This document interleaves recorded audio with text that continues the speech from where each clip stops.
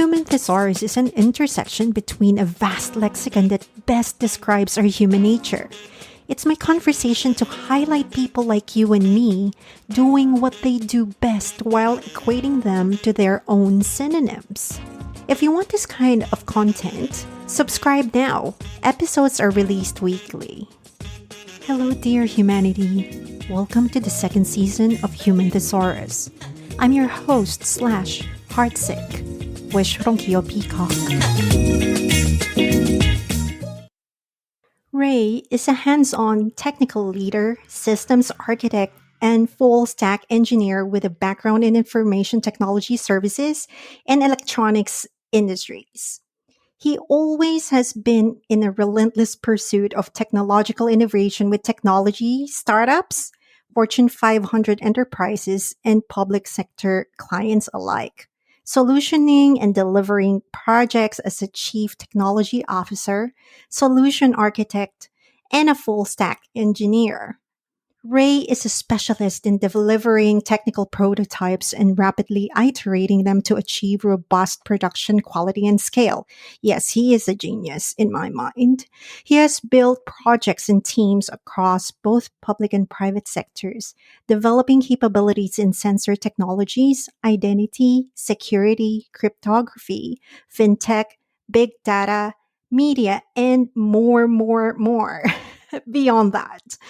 And also, Ray is a new father to one very round, super gorgeous baby girl. And despite his adventures so far, he continues to seek new things to learn, as always, faster iterations, and innovative ways to improve lives using technology.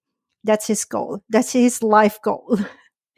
I met Ray through my previous job in Accenture in Australia.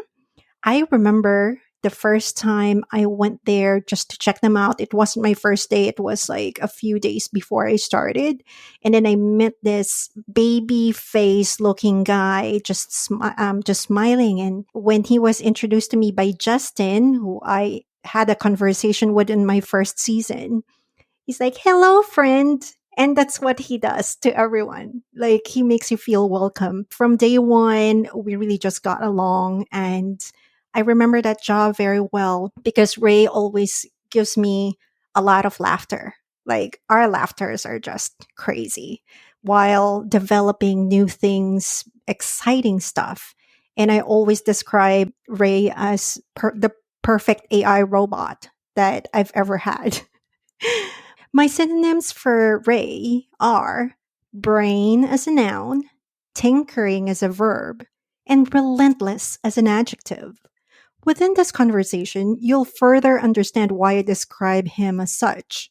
So here he is, Ray Chang. Hello, friends. My name is Ray, same as the words robot as a noun, calms as a verb, and relentless as an adjective. I like the word sentinel, and I dislike the word allergies. Yay! Oh my god, did we describe you the same as an We did. adjective? That's We did. amazing. I actually put robot as a noun, but that will be a very long explanation, so that's why I just added that in my intro dialogue. You're the most advanced AI robot I've ever had in my entire life. I certainly have had the pleasure of working with a good number of robots, and my tendency to follow the same patterns is almost to a fault. I know. So yes, I totally resonate with that one. Yeah, absolutely. How are you? How have you been doing? I mean, I haven't seen you since what, 2019? Yeah, I think 2019, before the pandemic. that's right. So we left big Accenture and decided to go on a startup adventure. Of all times, I decided to go out in the wild world of startups just when we were about to have a baby. So that was a wild adventure, and it still is a wild adventure. I've had the pleasure of working on a whole range of wild things like music for people living with dementia, simulated stadium music sounds or crowd noise when it was during the pandemic and no one was attending sports events. And more recently, I've been working on climate change. So that's been a really great thing to sort of focus on.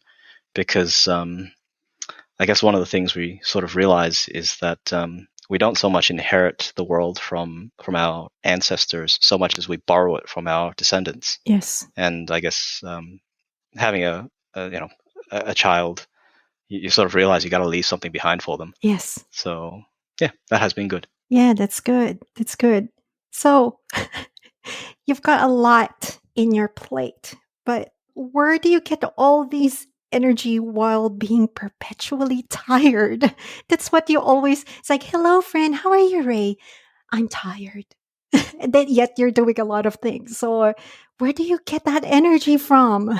It's a good question. I think when it comes down to it, no matter how tired you are, when you're doing something fun, something you love, it's not really work, is it? That's true. When you've got an awesome team around you, they invigorate you, they drive you forward, and they're there when you need something to sort of bounce back from, or something to rally yourself to continue pushing on. Mm, So I think that's really it, right? If you surround yourself with the right things, the right people, have the right partner who backs you, and all those kinds of things, it's not hard. yeah. It actually becomes a complete pleasure and a joyful thing to work on. Mm, beautiful. That's right.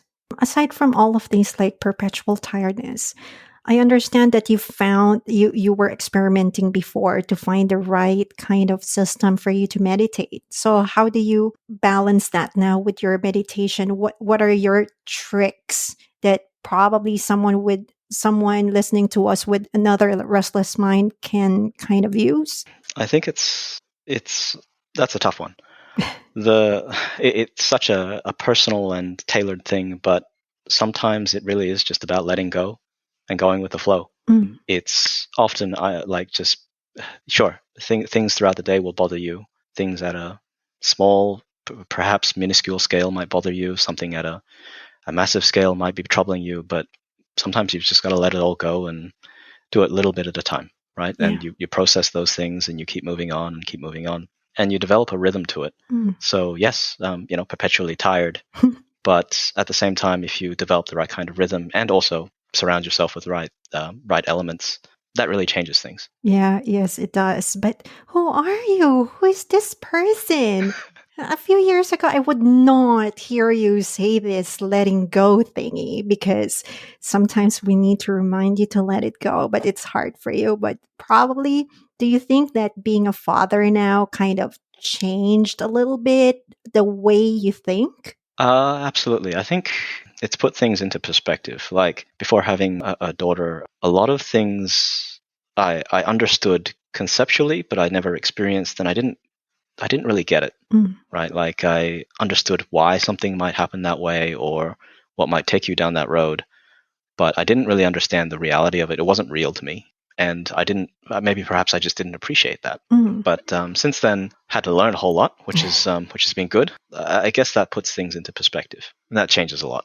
Sometimes you stop fussing about the small things. If something is a problem, maybe if you step back a little bit, it's not a problem anymore. You just keep moving on, go fix it, move on. Absolutely. Yes. Wow. I'm so proud of you. The AI just evolved so much.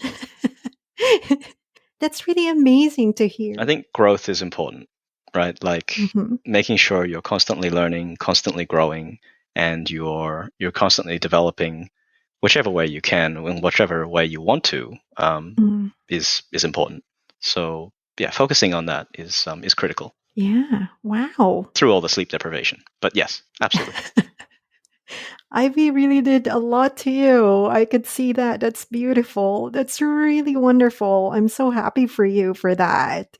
You have this capacity to care so much. Even if we're saying you're like a robot, it's not in a literal sense that because you don't have a heart, you're purely logical. You're not. You are a very compassionate type of a person who knows a lot of things under the sun, who keeps on learning, keeps on deciphering what's in the world and what we need to solve.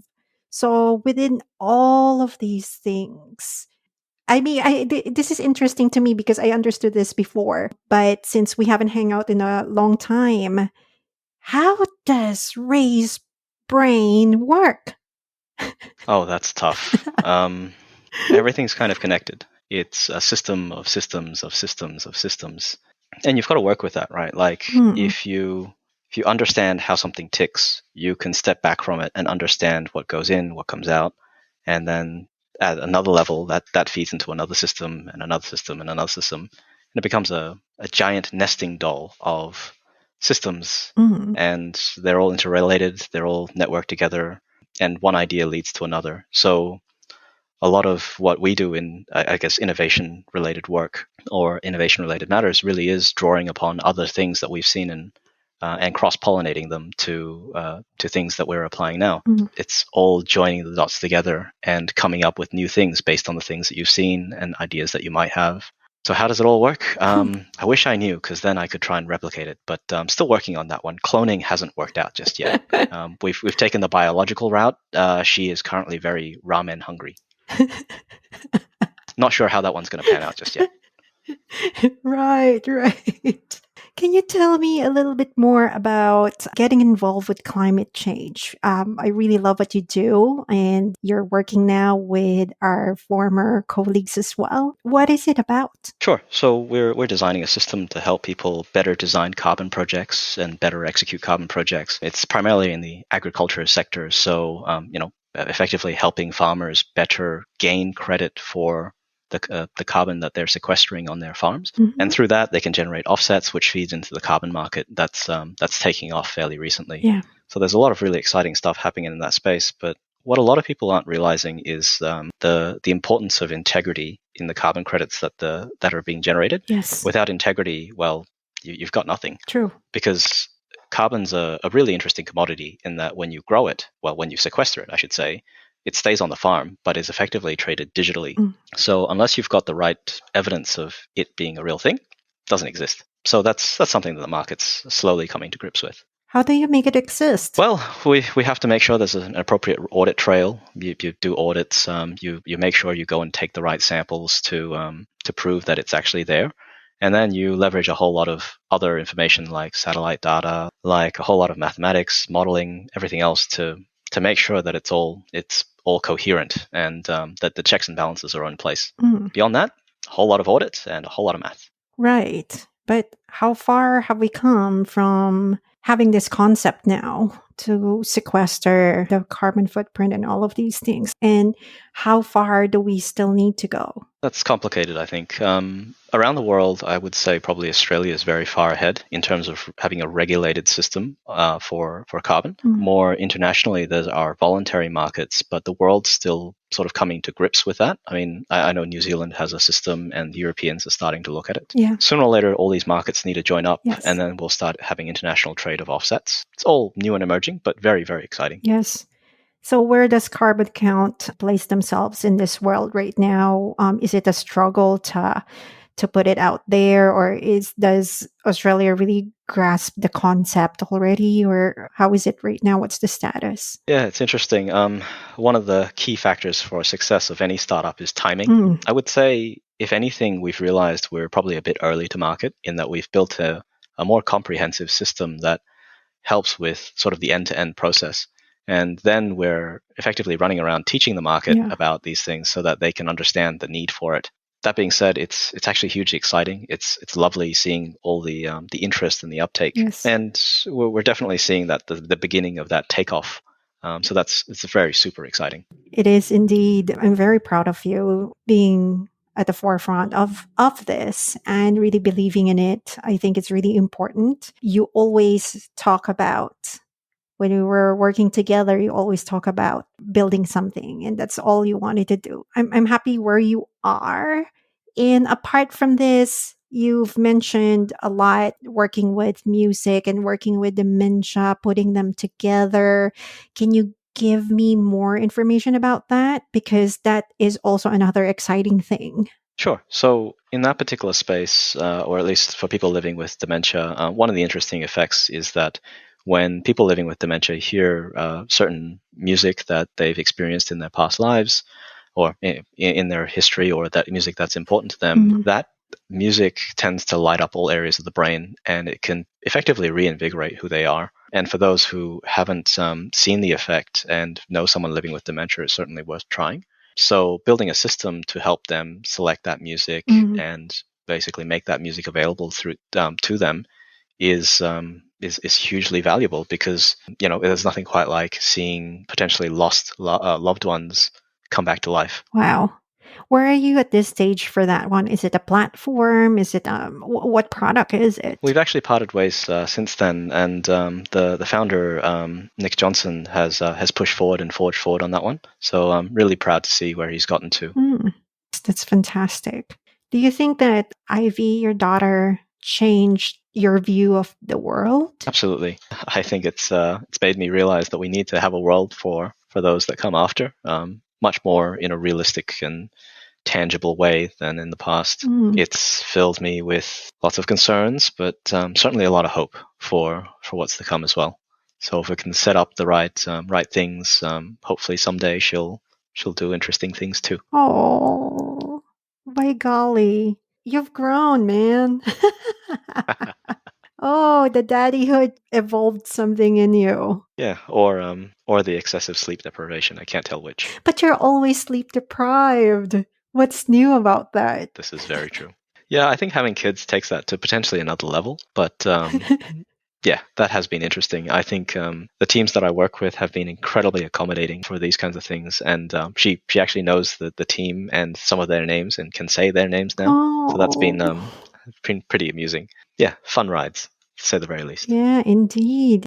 Are you still in touch with some of our group of friends? Absolutely. We some of us work together on a daily basis. It's the same old crew, and I'm sure one of these days we'll rope you back into it one way or another. Oh, yeah, I'm wondering, how is everybody? Like, is there any new news about some of them? I mean, I've only spoken with Coco.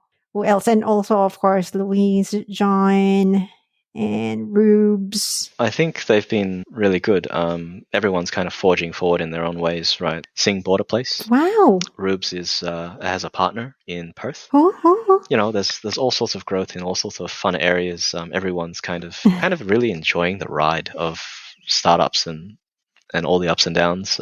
Louise, of course, is at Big Enterprise now, but Yeah. he's still trying to do innovative things. That common thread of innovation tends to stick with all of us, to be honest. We're Yes. just that kind of people. And I think it was rare for us to forge such a team. So hopefully we can build more of these kinds of teams and bring them together one day and just see what magic happens. That's true. That's true. What are the valuable things that you pulled as a memory when we were working together? Because that time is something very, I mean, personally for me, that time was somewhat very, very good and very, very bad. Looking back to it, it's more endearing than anything having to work with the team that we had. How about you? Yeah, absolutely. I think in hindsight, it all kind of became one blurry mess, didn't it? It was always go, go, go. Even leading up to launch, we were completely frantic putting everything together. Yeah. We managed to pull off our launch, and then it was go, go, go into another project, taking a robot to the Sydney Opera House of all things, with an orchestra of 35. Yes. And then immediately after that into big enterprise projects, and then tic-tacking from that to innovation projects, and then back into burning projects or anything else under the sun, to be honest. It was very interesting being orbital dropped into burning situations and then simultaneously supporting innovation efforts. But I think it gave all of us an incredibly broad look at what tends to go on in projects, how we can fix them, and also how we can make sure innovation stays on track. Because innovation fails. It's Yes. part of the iterative process. But all of that shows that, if done the right way, you'll fail a few times, but you'll get to that result and you'll get some value out of it. And that's important. Yeah. And you mentioned earlier about integrity as well. I think that was the common denominator, I think, in the team that we had. We wanted to instill the integrity in our work, which is a little bit hard in a big enterprise, but I think that's the most valuable thing that I've gotten and observed. That's why I am still sentimental about the team that we had. Absolutely. I think, in big enterprise, smoke and mirrors is very common, especially in any kind of consulting. For our particular team, and I strongly put my foot down on this one, no smoke and mirrors. We're going to do it for real. Yes. We're going to say we're going to do it. We're going to do it. someone comes to us and they've sold smoke and mirrors, we're going to make it a real thing, Mhm. but with the right tweaks and with the correct explanations to the client on what happened and so on and so forth. That integrity sticks with you, right? Like that's real, it's tangible. We build real things, and having that the confidence to be able to move like that and know that you're building on strong foundations is critical for anything really complex that you're trying to do. Yeah, that's right. That's right. When it comes to these things, there are lots of still aspiring techies out there. What is your key message to the future generation of people in tech? I would say that's a tough one. It is, but what would be some of the basic things that you think that someone could carry all along? Because tech and innovation is always a wild ride. It's always a gamble. I'll give this one a try. Yes. I would say find your niche and then find another one and learn to cross pollinate, learn to come up with new ideas. Don't get attached and learn to create something and iterate on it. The faster you can do that, and the more iterations you can do, the sooner you can get to something that's really valuable.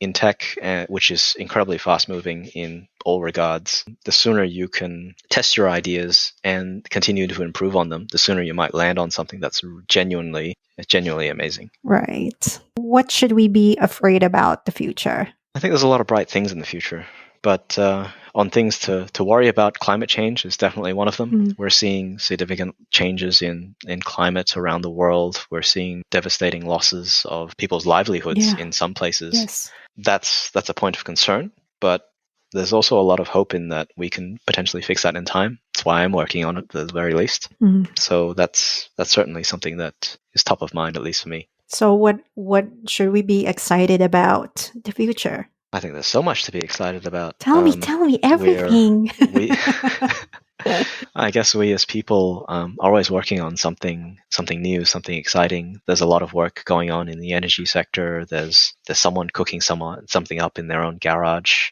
every day. That eagerness and dedication towards craft that's inherent in people is hugely exciting, and there's always new things being created out of that. Mm. And I say full steam ahead for anyone who's working on those secret little projects that might eventually grow into something amazing.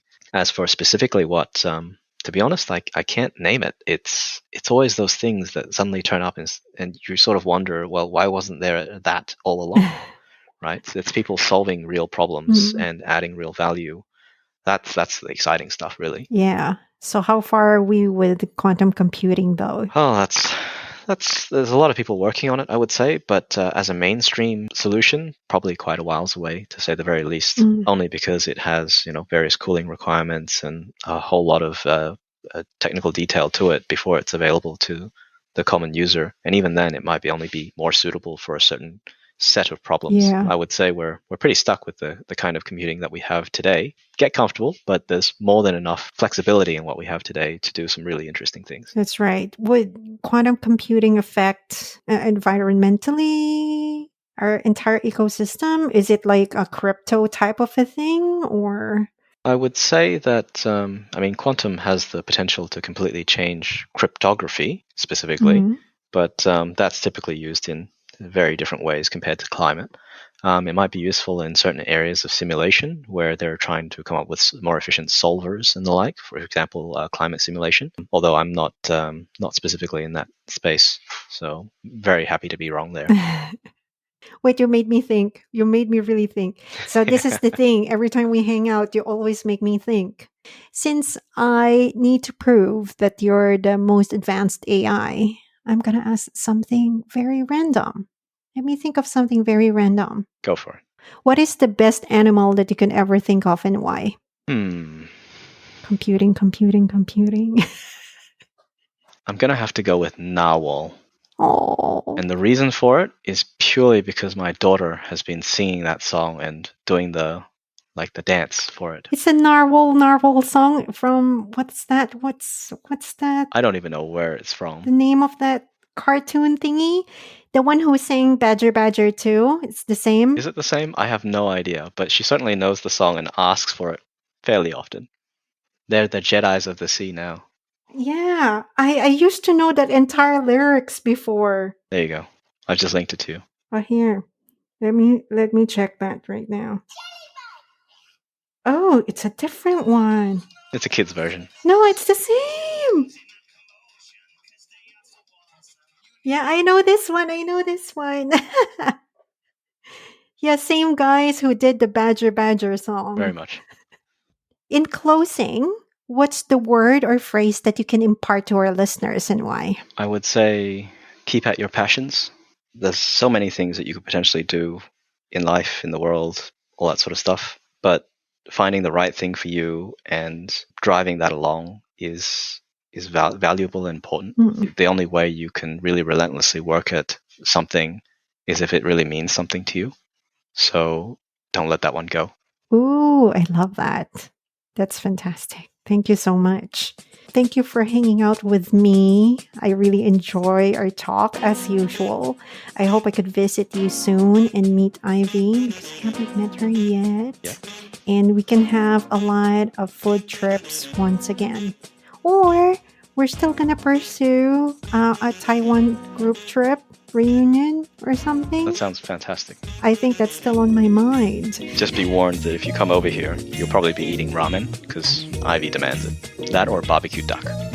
Easy. No problem. Or probably you should come over because there are way more Rolodex of amazing ramens in Singapore. Duly noted. Like more than our exposure in Sydney. Yeah. Seriously. Don't tell her until she's older.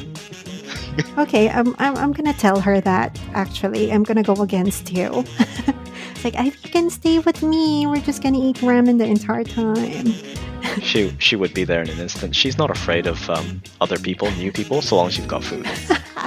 Oh, that's pretty dangerous. It is dangerous. Yes. We have to put a what do you call that? That baby kind of you put in a waist like a baby leash. Or a GPS. What's her favorite character now? Like, is it Peppa Pig and things like that? I don't think she has one. She has little Lego people that she names after, Mama, Papa, and my work colleagues. Of course. Of course, yes. They're just part of family now.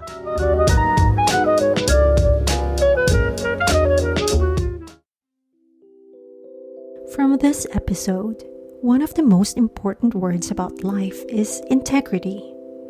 It is the quality of being honest and having strong moral principles. It's similar to words uprightness, probity, ethics, sincerity, virtue, unity, solidarity, truthfulness.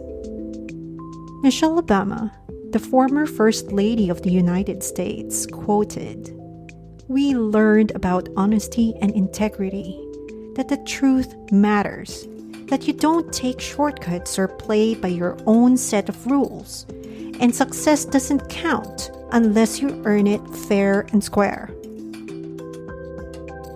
I learned from my first boss in my first career to keep your ethics straight, for you only have one name.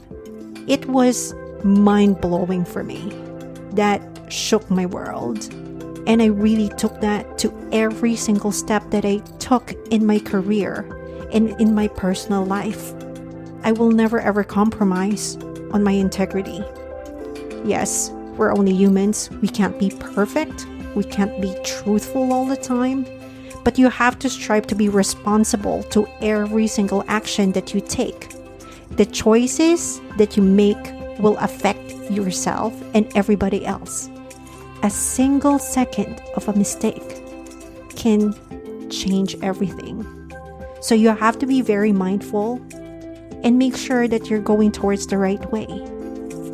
Sometimes it's hard, but you have to try. Because that's the only way to go in life, to keep your integrity, to keep your honesty, to keep the lightness in your heart. Then you won't be able to experience bitterness or anything negative because your conscience will be clear.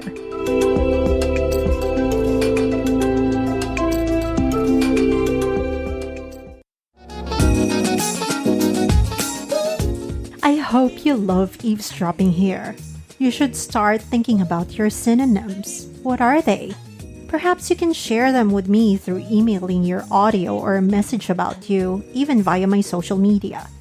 Thank you for listening to Human Thesaurus. Join me again next week for another episode. I'm your host, Wish Ronquillo Peacock.